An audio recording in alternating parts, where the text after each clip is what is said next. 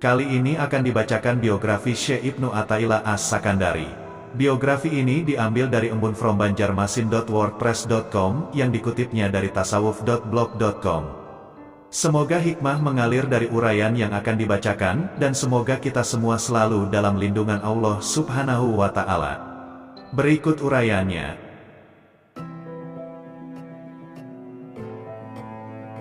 Syekh Ibnu Athaillah As-Sakandari, wafat 1309 Masehi, hidup di Mesir di masa kekuasaan dinasti Mamluk.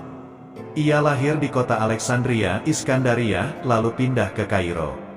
Di kota inilah ia menghabiskan hidupnya dengan mengajar fikih mazhab Imam Maliki di berbagai lembaga intelektual, antara lain Masjid Al-Azhar. Di waktu yang sama dia juga dikenal luas di bidang tasawuf sebagai seorang master syekh besar ketiga di lingkungan tarekat Sufi Syaziliyah ini. Ibnu Athaillah tergolong ulama yang produktif. Tak kurang dari 20 karya yang pernah dihasilkannya, meliputi bidang tasawuf, tafsir, akidah, hadis, nahwu, dan ushul fiqh. Dari beberapa karyanya itu yang paling terkenal adalah Kitab Al-Hikam. Buku ini disebut-sebut sebagai magnum opusnya. Kitab itu sudah beberapa kali disyarah, antara lain oleh Muhammad bin Ibrahim Ibnu Ibad Ar-Rundi, Syekh Ahmad Zarruq, dan Ahmad Ibnu Ajiba. Beberapa kitab lainnya yang ditulis adalah Al-Tanwir fi Iskat Al-Tadbir, Unwan At-Taufiq fi Dab Al-Tariq, Miftah Al-Falah, dan Al-Qaul Al-Mujarrad fil Al-Ism Al-Mufrad. Yang terakhir ini merupakan tanggapan terhadap Syekhul Islam Ibnu Taimiyah mengenai persoalan tauhid. Kedua ulama besar itu memang hidup dalam satu zaman, dan kabarnya beberapa kali terlibat dalam dialog yang berkualitas tinggi dan sangat santun. Ibnu Taimiyah adalah sosok ulama yang tidak menyukai praktek sufisme. Sementara Ibnu Athaillah dan para pengikutnya melihat tidak semua jalan sufisme itu salah, karena mereka juga ketat dalam urusan syariat. Ibnu Athaillah dikenal sebagai sosok yang dikagumi dan bersih. Ia menjadi panutan bagi banyak orang yang meniti jalan menuju Tuhan, menjadi teladan bagi orang-orang yang ikhlas, dan imam bagi para juru nasihat. Ia dikenal sebagai master atau syekh ketiga dalam lingkungan tarikat Syazili setelah yang pendirinya Abu Al-Hasan As-Syazili dan penerusnya Abu Al-Abbas Al-Mursi. Dan Ibnu Athaillah inilah yang pertama menghimpun ajaran-ajaran, pesan-pesan, doa dan biografi keduanya, sehingga khazanah tarikat Syaziliyah tetap terpelihara. Meski ia tokoh kunci di sebuah tarikat, bukan berarti aktivitas dan pengaruh intelektualismenya hanya terbatas di tarekat saja. Buku-buku Ibnu Athaillah dibaca luas oleh kaum muslimin dari berbagai kelompok, bersifat lintas mazhab dan tarikat, terutama Kitab Al-Hikam yang melegenda ini. Pengarang Kitab Al-Hikam yang cukup populer di negeri kita ini adalah Tajuddin, Abu Al-Fadl, Ahmad bin Muhammad bin Abdul Al-Karim bin Atta Al-Sakandari Al-Juzami Al-Maliki Al-Syazili. Ia berasal dari bangsa Arab. Nenek moyangnya berasal dari Juzam, yaitu salah satu kabilah Kahlan yang berujung pada Bani Ya'rib bin Qatan, bangsa Arab yang terkenal dengan Arab Al-A'ribah. Kota Iskandaria merupakan kota kelahiran Sufi besar ini. Suatu tempat di mana keluarganya tinggal dan kakeknya mengajar. Kendatipun namanya hingga kini demikian harum, namun kapan Sufi agung ini dilahirkan tidak ada catatan yang tegas. Dengan menelisik jalan hidupnya, Dr. Taftazani bisa menengarai bahwa ia dilahirkan sekitar tahun 658 sampai 679 Hijriah. Ayahnya termasuk semasa dengan Syekh Abu Al-Hasan Al-Syadili, pendiri Tariqah Al-Syaziliyah, sebagaimana diceritakan Ibnu Atta dalam kitabnya Latoiful Minan. Ayahku bercerita kepadaku, suatu ketika aku menghadap Syekh Abu Al-Hasan Al-Syazili, lalu aku mendengar beliau mengatakan, "Demi Allah, kalian telah menanyai aku tentang suatu masalah yang tidak aku ketahui jawabannya, lalu aku temukan jawabannya tertulis pada pena, tikar dan dinding." Keluarga Ibnu Atta adalah keluarga yang terdidik dalam lingkungan agama. Kakek dari jalur nasab ayahnya adalah seorang ulama fikih pada masanya.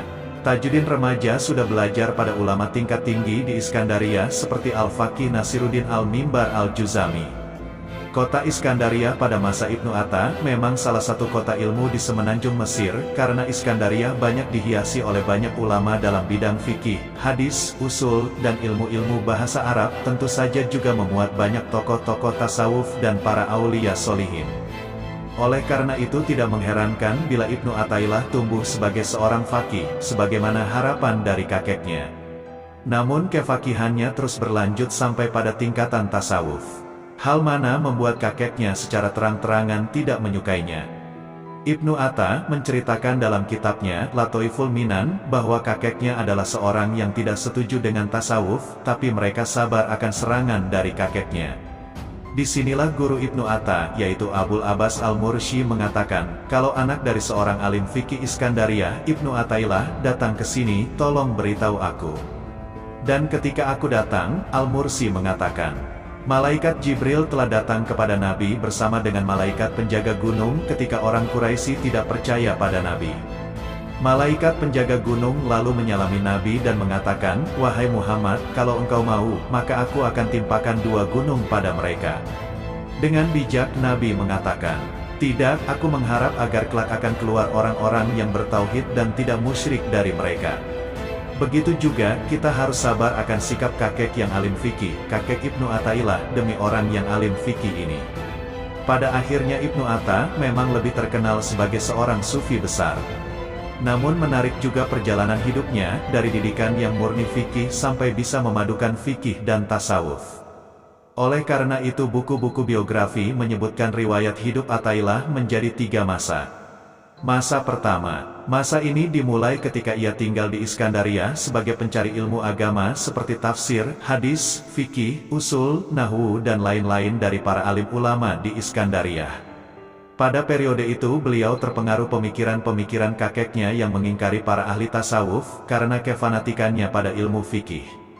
Dalam hal ini Ibnu Attailah bercerita, dulu aku adalah termasuk orang yang mengingkari Abu Al-Abbas Al-Mursi, yaitu sebelum aku menjadi murid beliau. Pendapat saya waktu itu bahwa yang ada hanya ulama ahli zahir, tapi mereka ahli tasawuf mengklaim adanya hal-hal yang besar, sementara zahir syariat menentangnya. Masa kedua, masa ini merupakan masa paling penting dalam kehidupan sang guru pemburu kejernihan hati ini. Masa ini dimulai semenjak ia bertemu dengan gurunya, Abu Al-Abbas Al-Mursi tahun 674 Hijriyah, dan berakhir dengan kepindahannya ke Kairo. Dalam masa ini, sirnalah keingkarannya ulama tasawuf. Ketika bertemu dengan Al-Mursi, ia jatuh kagum dan simpati. Akhirnya ia mengambil tarikah langsung dari gurunya ini. Ada cerita menarik mengapa ia beranjak memilih dunia tasawuf ini. Suatu ketika Ibnu Atta mengalami goncangan batin, jiwanya tertekan. Dia bertanya-tanya dalam hatinya, apakah semestinya aku membenci tasawuf? Apakah suatu yang benar kalau aku tidak menyukai Abul Abbas Al-Mursi? Setelah lama aku merenung mencerna, akhirnya aku beranikan diriku untuk mendekatnya, melihat siapa Al-Mursi sesungguhnya, apa yang ia ajarkan sejatinya. Kalau memang ia orang baik dan benar, maka semuanya akan kelihatan. Kalau tidak demikian halnya, biarlah ini menjadi jalan hidupku yang tidak bisa sejalan dengan tasawuf. Lalu aku datang ke majelisnya. Aku mendengar, menyimak ceramahnya dengan tekun tentang masalah-masalah syara, tentang kewajiban, keutamaan dan sebagainya. Di sini jelas semua bahwa ternyata Al-Mursi yang kelak menjadi guru sejatiku ini mengambil ilmu langsung dari Tuhan. Dan segala puji bagi Allah, Dia telah menghilangkan rasa bimbang yang ada dalam hatiku. Maka demikianlah, ketika ia sudah mencicipi manisnya tasawuf, hatinya semakin tertambat untuk masuk ke dalam dan lebih dalam lagi. Sampai-sampai ia punya dugaan tidak akan bisa menjadi seorang sufi sejati kecuali dengan masuk ke dunia itu secara total, menghabiskan seluruh waktunya untuk sang guru dan meninggalkan aktivitas lain. Namun demikian ia tidak berani memutuskan keinginannya itu kecuali setelah mendapatkan izin dari sang guru Al-Mursi. Dalam hal ini Ibnu Attailah menceritakan, aku menghadap guruku Al-Mursi, dan dalam hatiku ada keinginan untuk meninggalkan ilmu zahir. Belum sempat aku mengutarakan apa yang terbersit dalam hatiku ini, tiba-tiba beliau mengatakan, di kota Kous aku mempunyai kawan namanya Ibnu Naasi. Dulu dia adalah pengajar di Kous dan sebagai wakil penguasa. Dia merasakan sedikit manisnya tarikah kita. Kemudian ia menghadapku dan berkata, Tuanku, apakah sebaiknya aku meninggalkan tugasku sekarang ini dan berkhidmat saja pada Tuan? Aku memandangnya sebentar kemudian aku katakan, tidak demikian itu tarikah kita.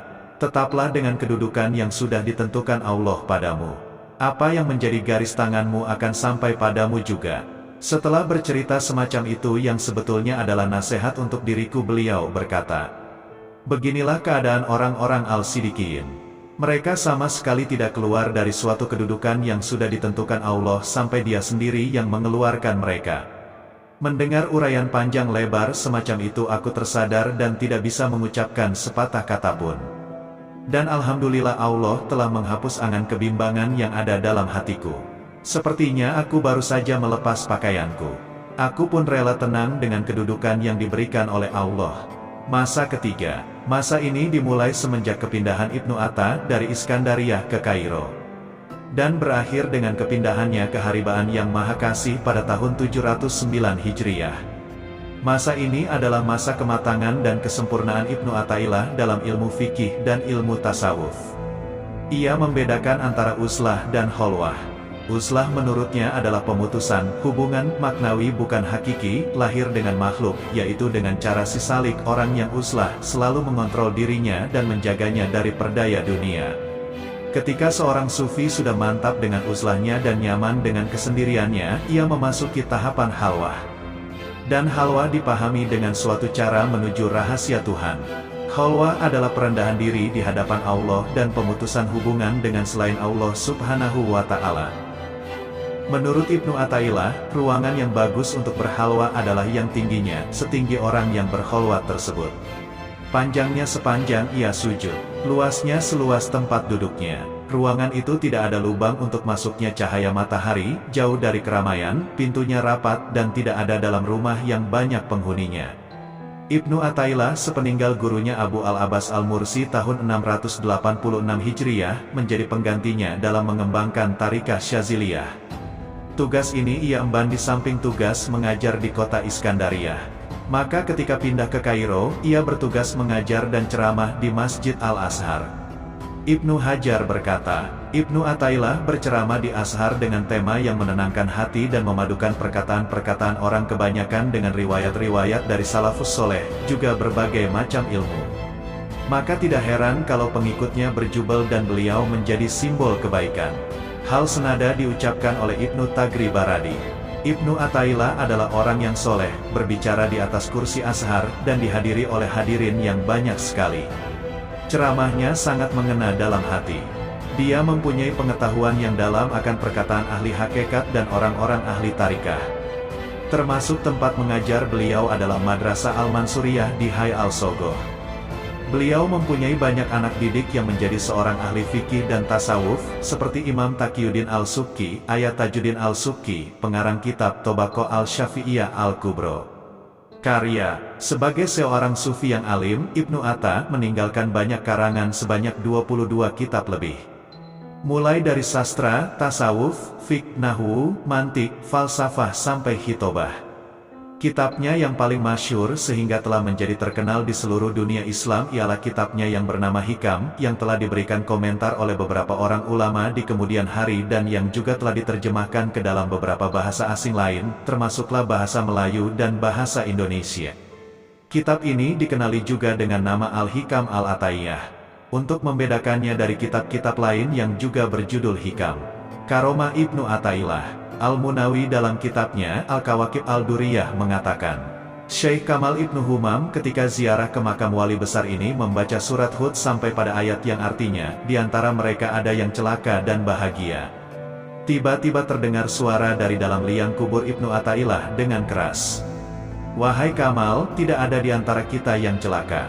Demi menyaksikan karomah agung seperti ini, Ibnu Humam berwasiat supaya dimakamkan dekat dengan Ibnu Athaillah ketika meninggal kelak. Di antara karomah pengarang kitab Al-Hikam adalah, suatu ketika salah satu murid beliau berangkat haji. Di sana si murid itu melihat Ibnu Athaillah sedang tawaf. Dia juga melihat sang guru ada di belakang makam Ibrahim, di Mas'a dan Arafah. Ketika pulang, dia bertanya pada teman-temannya apakah sang guru pergi haji atau tidak. Si murid langsung terperanjat ketika mendengar teman-temannya menjawab tidak. Kurang puas dengan jawaban mereka, dia menghadap sang guru. Kemudian pembimbing spiritual ini bertanya, siapa saja yang kamu temui? Lalu si murid menjawab, Tuanku, saya melihat tuanku di sana. Dengan tersenyum Al-Arif Billah ini menerangkan, orang besar itu bisa memenuhi dunia. Seandainya saja wali kutub dipanggil dari liang tanah, dia pasti menjawabnya. Pandangan tentang makam sufi. Dalam pandangan tasawuf secara umum, konsep makam dan hal adalah dua konsep yang sangat berhubungan dengan salik pejalan sufi. Makam adalah tahapan-tahapan tarikah yang harus dilalui oleh seorang salik yang membuahkan keadaan tertentu yang merasuk dalam diri salik. Semisal makam taubat, seorang salik dikatakan telah mencapai makam ini ketika dia telah bermujahadah dengan penuh kesungguhan untuk menjauhi segala bentuk maksiat dan nafsu syahwati. Dengan demikian, makam adalah suatu keadaan tertentu yang ada pada diri salik yang didapatnya melalui proses usaha riyadah melatih hawa nafsu. Sedangkan yang dimaksud dengan hal, sebagaimana diungkapkan oleh Al-Qushairi, adalah suatu keadaan yang dianugerahkan kepada seorang salik tanpa melalui proses usaha riyadah. Namun, dalam konsep makam ini, Ibnu Athaillah memiliki pemikiran yang berbeda. Dia memandang bahwa suatu makam dicapai bukan karena adanya usaha dari seorang salik, melainkan semata anugerah Allah Subhanahu wa Ta'ala. Karena jika makam dicapai karena usaha salik sendiri, sama halnya dengan menisbatkan bahwa salik memiliki kemampuan untuk mencapai suatu makam atas kehendak dan kemampuan dirinya sendiri. Pun jika demikian, maka hal ini bertentangan dengan konsep fana iradah, yaitu bahwa manusia sama sekali tidak memiliki kehendak, dan juga bertentangan dengan keimanan kita bahwa Allah yang menciptakan semua perbuatan manusia. Dengan demikian, bagi seorang salik untuk mencapai suatu makam, hendaknya salik menghilangkan segala kehendak dan angan-angannya, iskat al-iradah wa al-tadbir. Mengenai makam, Ibnu Athaillah membagi tingkatan makam sufi menjadi 9 tahapan. 1. Makam taubat. 2. Makam zuhud. 3. Makam sabar. 4. Makam syukur. 5. Makam khauf. 6. Makam raja. 7. Makam rida. 8. Makam tawakal. 9. Makam mahabah. Makam taubat. Taubat adalah makam awal yang harus dilalui oleh seorang salik. Sebelum mencapai makam ini, seorang salik tidak akan bisa mencapai makam-makam lainnya. Karena sebuah tujuan akhir tidak akan dapat dicapai tanpa adanya langkah awal yang benar. Cara taubat sebagaimana pandangan Ibnu Athaillah adalah dengan bertafakur dan berkholwat. Sedang tafakur itu sendiri adalah hendaknya seorang salik melakukan introspeksi terhadap semua perbuatannya di siang hari. Jika dia mendapati perbuatannya tersebut berupa ketaatan kepada Allah, maka hendaknya dia bersyukur kepadanya. Dan sebaliknya, jika dia mendapati amal perbuatannya berupa kemaksiatan, maka hendaknya dia segera beristighfar dan bertaubat kepadanya. Untuk mencapai makam taubat ini, seorang salik harus meyakini dan mempercayai bahwa irodah kehendak Allah meliputi segala sesuatu yang ada, termasuk bentuk ketaatan salik, keadaan lupa kepadanya, dan nafsu syahwatnya, semua atas kehendaknya. Sedangkan hal yang dapat membangkitkan makam taubat ini adalah berbaik sangka, husnu az-zon, kepadanya. Jika seorang salik terjerumus dalam sebuah perbuatan dosa, hendaknya ia tidak menganggap bahwa dosanya itu sangatlah besar sehingga menyebabkan dirinya merasa putus asa untuk bisa sampai kepadanya.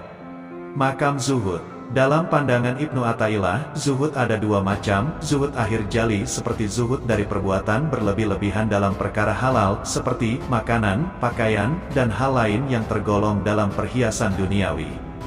Dan zuhud batin khafi seperti zuhud dari segala bentuk kepemimpinan, cinta penampilan zahir, dan juga berbagai hal maknawi yang terkait dengan keduniaan. Hal yang dapat membangkitkan makam zuhud adalah dengan merenung ta'amul. Jika seorang salik benar-benar merenungkan dunia ini, maka dia akan mendapati dunia hanya sebagai tempat bagi yang selain Allah, dia akan mendapatinya hanya berisikan kesedihan dan kekeruhan. Jikalau sudah demikian, maka salik akan zuhud terhadap dunia. Dia tidak akan terbuai dengan segala bentuk keindahan dunia yang menipu. Makam zuhud tidak dapat tercapai jika dalam hati salik masih terdapat rasa cinta kepada dunia, dan rasa hasud kepada manusia yang diberi kenikmatan duniawi. Alangkah indahnya apa yang dikatakan oleh Ibnu Athaillah. Cukuplah kebodohan bagimu jika engkau hasud kepada mereka yang diberi kenikmatan dunia. Namun, jika hatimu sibuk dengan memikirkan kenikmatan dunia yang diberikan kepada mereka, maka engkau lebih bodoh daripada mereka. Karena mereka hanya disibukkan dengan kenikmatan yang mereka dapatkan, sedangkan engkau disibukkan dengan apa yang tidak engkau dapatkan. Inti dari zuhud adalah keteguhan jiwa, yaitu tidak merasa bahagia dengan kenikmatan dunia yang didapat, dan tidak bersedih dan putus asa atas kenikmatan dunia yang tidak didapat. Seorang salik tidak dituntut menjadi orang yang fakir yang sama sekali tidak memiliki apa-apa. Karena ciri-ciri seorang zuhud ada dua, yaitu saat kenikmatan dunia tidak ada dan saat kenikmatan dunia itu ada. Ini dimaksudkan bahwa jika kenikmatan dunia itu didapat oleh salik, maka dia akan menghargainya dengan bersyukur dan memanfaatkan nikmat tersebut hanya karena Allah. Sebaliknya, jika nikmat sirna dari dirinya, maka dia merasa nyaman, tenang dan tidak sedih. Makam sabar. Ibnu Athaillah membagi sabar menjadi 3 macam: sabar terhadap perkara haram, sabar terhadap kewajiban, dan sabar terhadap segala perencanaan, angan-angan, dan usaha. Sabar terhadap perkara haram adalah sabar terhadap hak-hak manusia.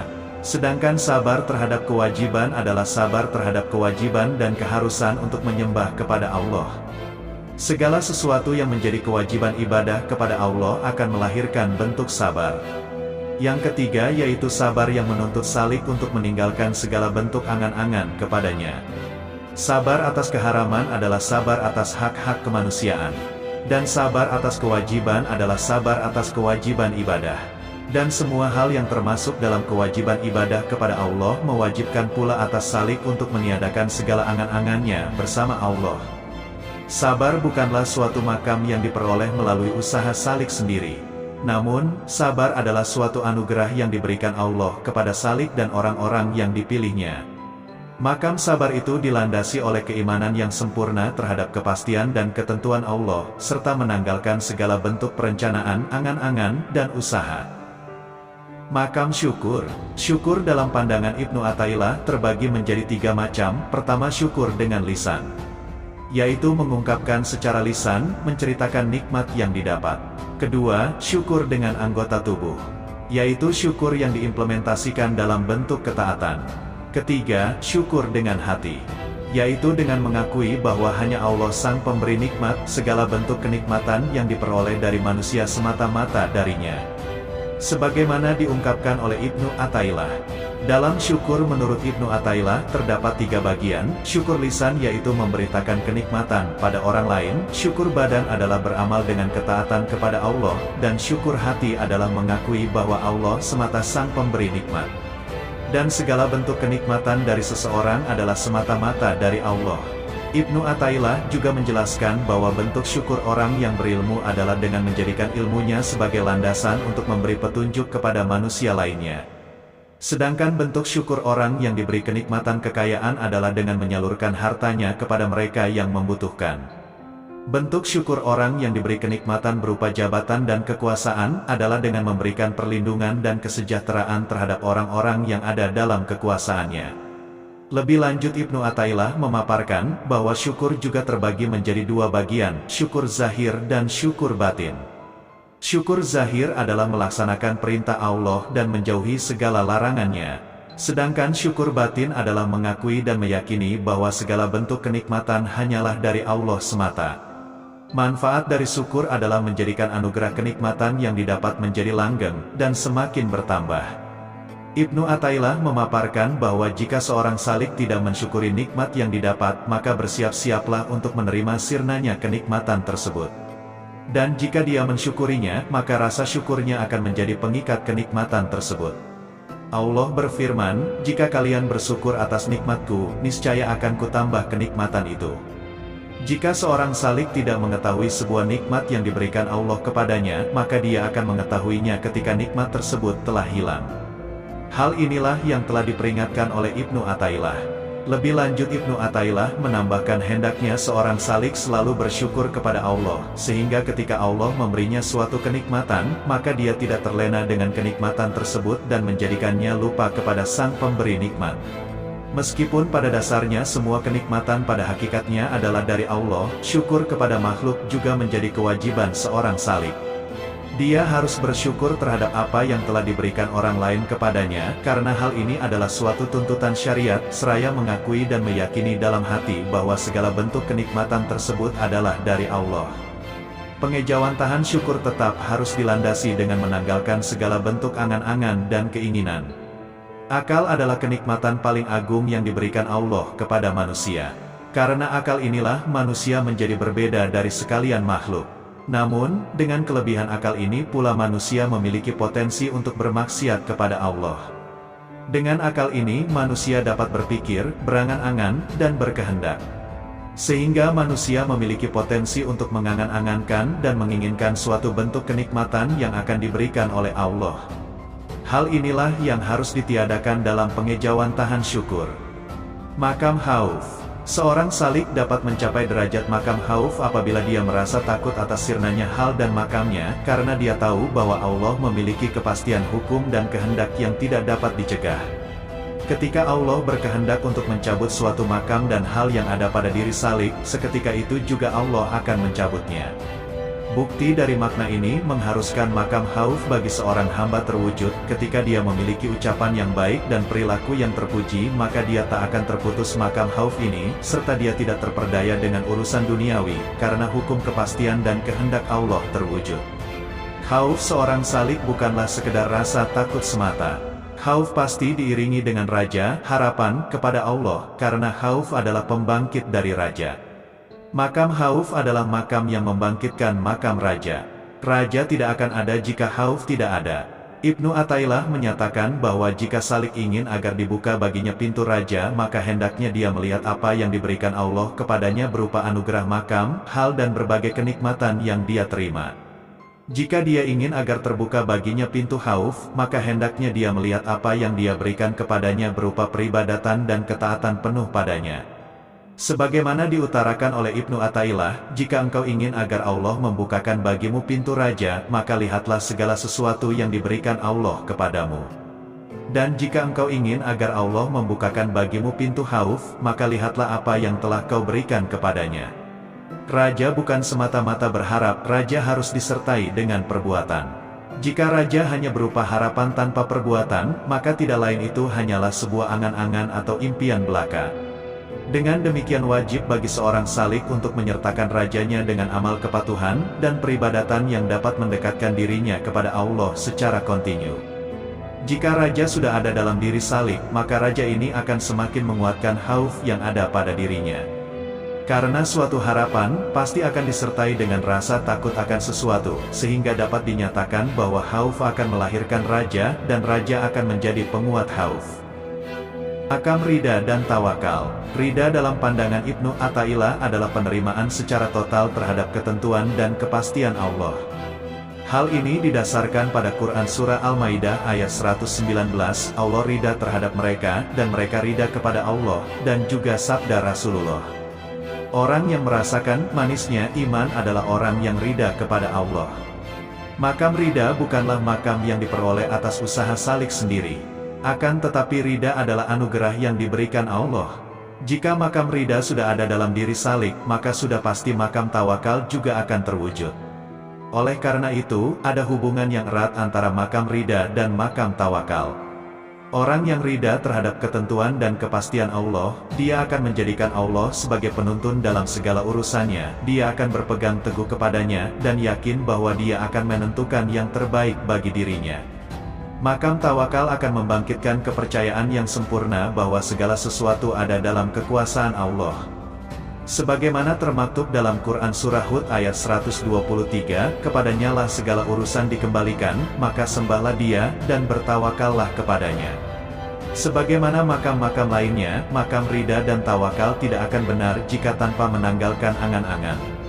Ibnu Athaillah menyatakan bahwa angan-angan itu bertentangan dengan tawakal, karena barang siapa telah berpasrah kepada Allah, dia akan menjadikan Allah sebagai penuntunnya, dia akan berpegang teguh kepadanya atas segala urusannya, dan jika sudah demikian tiadalah bagi dirinya segala bentuk angan-angan.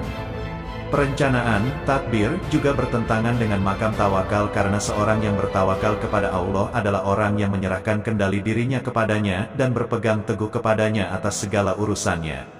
Barang siapa telah menetapi semua hal tersebut, maka tiada lagi perencanaan baginya, dan dia berpasrah terhadap perjalanan takdir. Peniadaan perencanaan, iskat tadbir, juga terkait dengan makam tawakal dan rida. Hal ini jelas, karena seorang yang rida maka cukup baginya perencanaan Allah atasnya. Maka bagaimana mungkin dia menjadi perencana bersama Allah, sedangkan dia telah rela dengan perencanaannya? Apakah engkau tidak tahu bahwa cahaya rida telah membasuh hati dengan curahan perencanaannya? Dengan demikian, orang yang rida terhadap Allah telah dianugerahkan baginya cahaya rida atas keputusannya, maka tiada lagi baginya perencanaan bersama Allah. Hikmah rida kepada qada dan qadar antara lain dapat menghilangkan keruwetan dan kesusahan.